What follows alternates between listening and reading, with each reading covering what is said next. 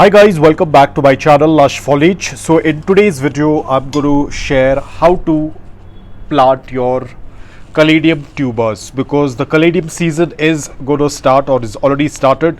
A lot of my Caladiums have already started to sprout, as you might have seen in my last video.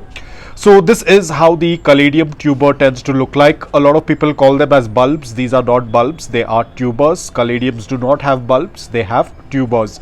So this is how the tuber tends to look like, very similar to a mini potato. Now it's very important to understand the parts of this tuber, and these things that you see that are protruding out from the tuber are the eyes, just like how potatoes have. Now these eyes have to be facing towards the surface of the soil and should not be other way around, otherwise the tuber will get rotted. So it has to be placed upright where the eyes are facing towards the surface. I will show it to you in a while. So this is the soil mix. I'm using some coco peat, we have some sand, and we have some garden soil. Now the white particles that you see, the coco peat is perlite. Perlite is not necessary. If you do not have perlite, it's absolutely fine. You can only use coco peat, sand and garden soil. Coco peat is to retain slight amount of moisture, the sand is to make the soil mix well draining, and garden soil is to give the basic nutrients to the tuber, because we will not be adding any fertilizers right away. It's just a tuber, there are no leaves yet, so we have to let the tuber start sprouting leaves, and only then we will start adding diluted fertilizers, but nothing before that. So let me give this a quick mix.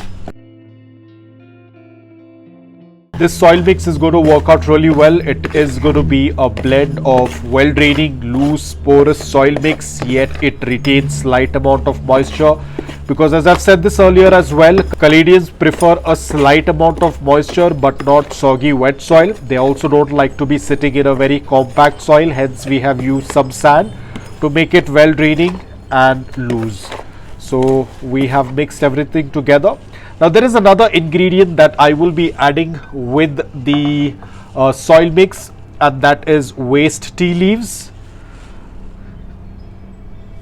This is the waste tea leaves that have been dried in the sun. I will be using a little bit of it, because what I had noticed is in wild they were growing in a lot of leaf mold in leaf compost. I do not have leaf compost, so the tea leaves, the waste tea leaves will work exactly the same as leaf mold. So that's what we are going to be using, otherwise it tends to go in waste.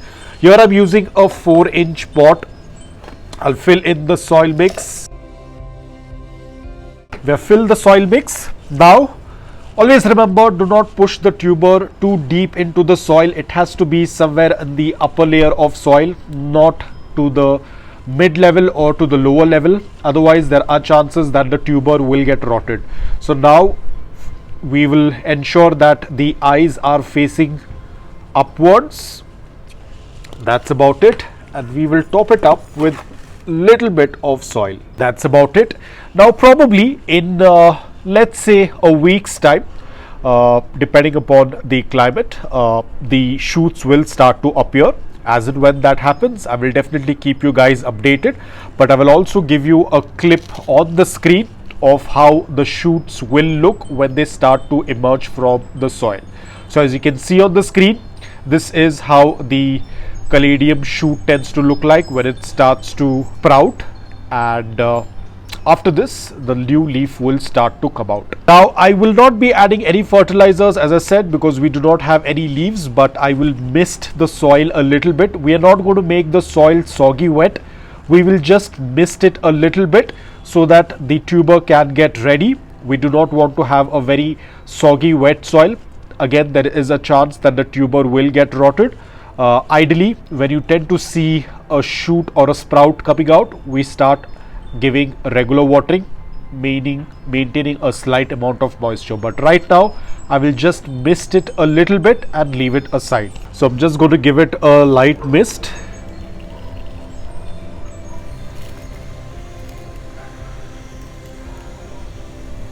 That's about it, and we are going to keep this in indirect bright light, no direct sunlight. We never offer direct sunlight to Caladiums.